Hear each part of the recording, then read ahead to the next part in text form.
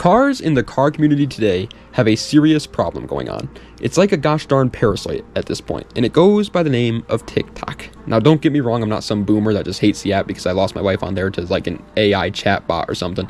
But in the car community today, everybody that still rides their skateboard to school just thinks that if you don't have 500 horsepower plus, you simply put, have a bad car. Well, I'm here to tell you that that couldn't be further from the truth. Hello, ladies and gentlemen. My name is Mark Roden, and this is what makes the Subaru BRZ / Toyota GT86 / Scion FRS so great.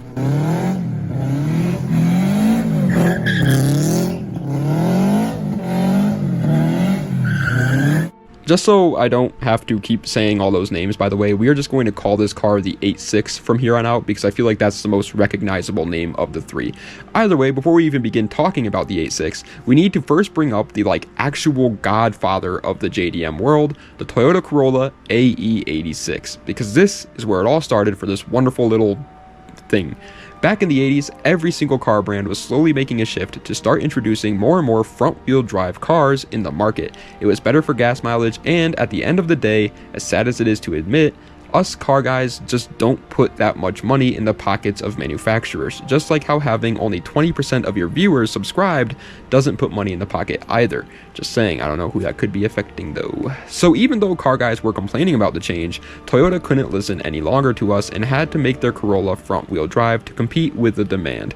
However, they wanted to go out with a bang and decided that their last rear-wheel drive Corolla would be their best Corolla, and they made the AE86. Now, to be 100% honest with you guys, this car wasn't the best-selling car of all time or anything like that, and it most certainly wasn't breaking any records. But it was everything that a young car guy wanted. Extremely lightweight, rear-wheel drive, a high-revving, perfect power band, extremely reliable, and highly tunable inline four to back it all up. And it also had pop-up headlights.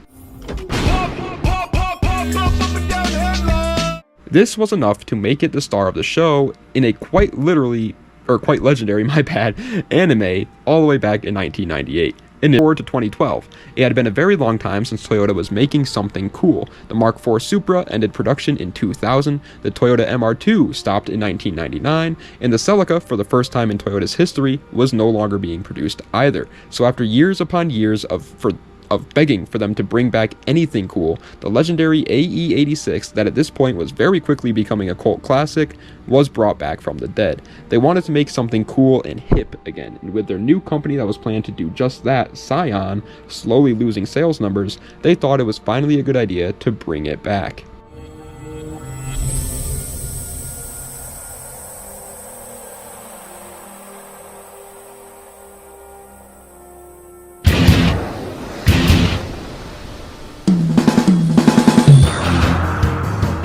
For those wondering why Subaru also managed to get in on the fun here, even though they seemingly have no ties to the original AE86, this is simply because Toyota had just bought $300 million worth of Subaru's parent company, Fuji, which meant that they were pretty much the best of buds. Fun fact actually, Subaru arguably had much more input on making the Toyota GT86 than Toyota themselves did. When they initially made the partnership, Toyota pretty much just said, we want a rear-wheel drive sports car, and Subaru just did all the rest. Which is why the car has a Subaru motor in it, and the men who are credited with designing the car were also from Subaru. I've even seen some quote-unquote car guys online say that since the car has a Boxer motor, it's not a true 8.6 successor because Toyota would never do that, yada yada. But actually, Toyota did do that in one of their very first ever sports cars, the Toyota Sports 800. Since Boxer motors are flat, it allows for the car's center of gravity to be lower, making the car handle much better, obviously. And since the 8.6 was known for its incredible handling, that's exactly what they were looking for when making the GT86. So it 100% makes sense why they would stuff a Subaru motor in it, considering Subaru was not only their partner right now, but the only company at the time making fun Boxer motors, besides like Porsche, I guess. And sure enough, the result was exactly what they were looking for.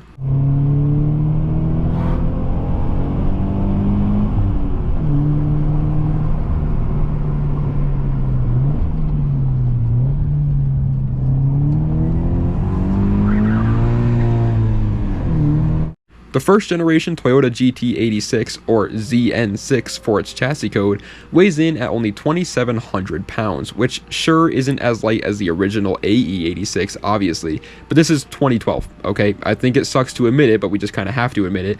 Cars are getting heavier, and there's nothing we can do about it, so 2,700 pounds is perfectly fine for a lightweight sports car. The boxer motor that we talked about earlier was also pretty damn perfect. It was called the FA20D, and it was a 2-liter, naturally aspirated, flat 4, which proved to be a problem and is the only thing that the haters say about this car that I actually understand. Subaru at the time was by no means unfamiliar with making turbocharged flat motors. They had put them in WRXs since the 90s at this point and was even starting to experiment with putting them in their more average commuter cars for gas mileage purposes. It makes absolutely no sense to me whatsoever why they would decide to not put a turbo on a car that was supposed to be a sports car and pretty much revive the entire JDM sports car craze when most of those legendary JDM sports cars had turbos. It was simply put a bad decision. Well, maybe it is stupid, but it's also dumb. Nevertheless, they did, and the motor would put out a perfectly fine 197 horsepower. This is another one of those things that the haters like to bring up all the time for this car. They say that a sports car in 2012 should have made more than 200 horsepower, and at surface level, they're right. Most sports cars should have more than that because most sports cars are expensive and very heavy machines, especially for the time. But I think the biggest problem with these people is they were for some reason expecting it to be more of a Supra successor than an AE86 successor. This car's main goal was simply put to have fun, and in my and literally almost every single one of this car's many owners out there's opinions, it absolutely succeeded with that. Now I unfortunately don't have too much time behind the wheels of legendary cars in the car world like the A86, my bad, I'm choking over here, but luckily for me, I have driven a BRZ before, and I can honestly say that this with the utmost certainty, it was almost as fun as driving a bone stock and a Miata, but while having much more room for my spider legs and way more creature comforts to make the driving experience overall just better. In my humble opinion, they absolutely nailed what they were going for with the BRZ, and while just like everyone else I would have loved it if it had even more power or had a turbo on it or something, I still think it was perfectly fine without it.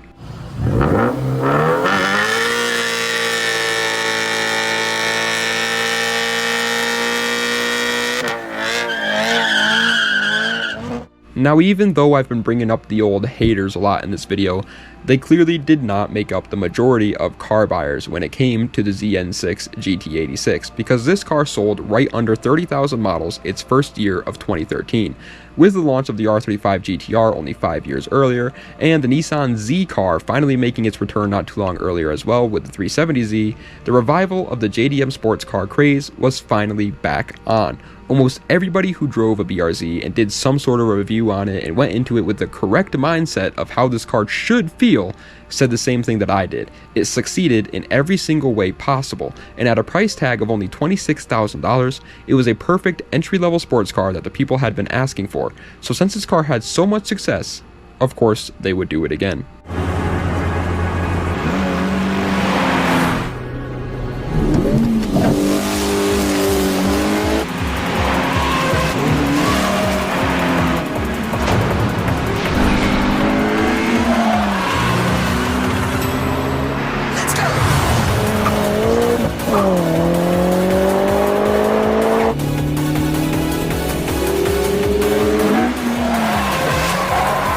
The second generation, or ZN8 Subaru BRZ and or Toyota GR86 this time, RIP Scion, would launch to the world in 2021, and so far it pretty much has the exact same praise as well as the exact same haters as the ZN6. That is not to say that this car is the same, however. It was built on a whole new platform, and most importantly, has a whole new motor, the FA24D, which is now a 2.4 liter flat 4. Every single complaint that the haters have are still there, and every single complaint that smart people have, or every single thing that smart people said made the original so great, are still there as well. Except this time they both fixed a major issue as well as made a major issue. Since I'm a glass half full kind of fella, we'll bring up the good thing first. They gave the car a turbocharger. Again, I still don't know what crack Subaru was smoking at the time to not give the original one a turbocharger, but this time they listened to reports and made sure that they didn't make the same mistake twice. Now, I've unfortunately never been able to drive one of the ZN8s myself. I did just meet meet a guy named Rob who has a beautiful white one though, so maybe I can gaslight him into letting me drive one soon. But as of right now, I'm still yet to be able to make an accurate comparison between the two myself. But pretty much every single review online says that it feels just as fun to drive as a ZN6, except now it has a little bit extra horsepower at 232 horsepower, meaning it can finally get out of its own way in a straight line.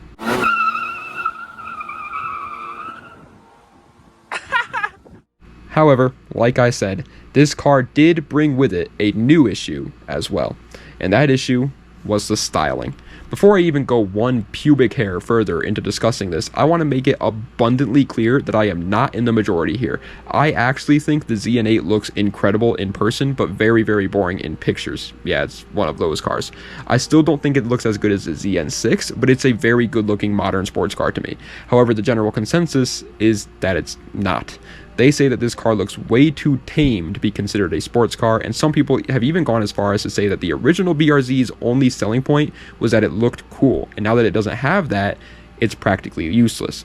I personally think those people are smoking that Papa John's pack, but what do you think? Let me know in the comments. Either way, the ZN8 is here, and so far it's been selling pretty well, which means that most likely in the future we will be getting a third generation Subaru BRZ / GT or GR, whatever they decide to do there, 8.6, which makes me nothing but happy. I've said it before and I'll say it again. Cool sports cars are a dying breed.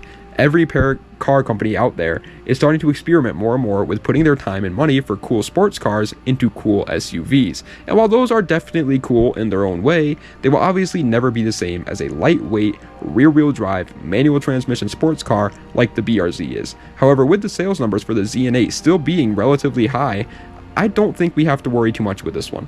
The 8.6 has a very controversial and misunderstood history by almost every car guy out there. I myself don't fully understand the history behind this car since I haven't watched the anime yet, but no matter who you are or what side of the coin you fall on, there is one thing you just have to admit.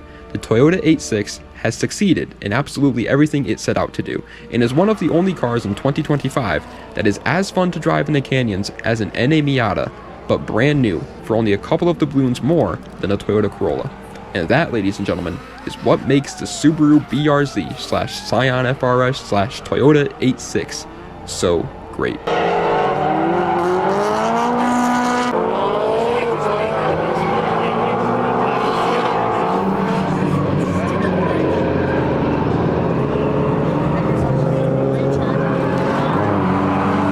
But ladies and gentlemen, that is the end of today's video of what makes the Toyota GT86 / Subaru BRZ / Scion FRS so great. I hope you guys enjoyed. If you did, please be sure to like, comment, and subscribe to the channel for more content just like this. Let me know what other views I'd see in the comment section down below. Check the links in the description for any of my other social medias or any of my other YouTube channels or any of that great stuff. And I will be leaving a comment down below with my new YouTube channel that I'll be using for yapping purposes. Because as you guys know, I yap sometimes. I got ADHD and I go off topic and I just start to talk about things that don't matter. And so I decided to make a whole new channel where I will be just having no theme, no upload schedule, no editing, none of that stuff. It's just going to be just strictly for me to upload random stuff to hopefully get whatever's on my mind out of my mind. That way it doesn't take up time on my regular channel and make my regular channel less entertaining. So that's the plan there with that. But either way, it'll be in the comments below if you guys are interested. And sorry that I was like tripping on my words a little bit today. I feel like in today's video I kind of kept like making little like grammatical errors here and there and just like kind of stuttering sometimes. I'm tired. Okay, I'm exhausted right now. It's way past my bedtime. I gotta go to sleep. And so I think it was just, that's probably the reason as to why. But either way, that is the end of today's video. I'm super happy with the success of the What Makes It Greats again on this channel. I knew you guys liked them. I was just so lazy with making them, I'm not gonna lie, because they do take a long time to make, obviously, compared to my regular videos. And I was just being a lazy boy, okay? And I'm not talking furniture. And so I was just like, I don't really want to do it. But I finally was like, I gotta lock in, man. I gotta lock in. They want to see it, I gotta give them what they want to see. That's all there is to it. All right. And so I decided I would start making them again. And so far, the reception on them has been pretty good. So I hope you guys are still enjoying them and everything like that. Obviously, I understand that the way it's kind of weird because it's like, if you're not interested in the car, you probably won't watch it or probably won't really be entertained by it or whatever. But I hope the ones that you have been interested in the car on have been entertaining to watch and you guys enjoyed them. So yeah, let me know what other cars you'd like to see me do What Makes It Greats on in the future. Also check the last video out. It was a whole new series idea that we decided to do where it was like 5 things that I love about a car and then 5 things that I hate about, or not 5 things that I love, 5 reasons I think you should buy a car and then 5 reasons I think you should not buy a car, and it was a whole new series idea that I decided to try it. And so let me know what you guys are thinking of that series. If you watched it, or if you haven't, maybe go check it out. My dogs are barking and it's like really late, so that's kind of sketchy, kind of making me scared a little bit there. But either way, I'm gonna go now. Like I said, it's really late, I'm tired, I'm exhausted, so das vidanya and have a nice night.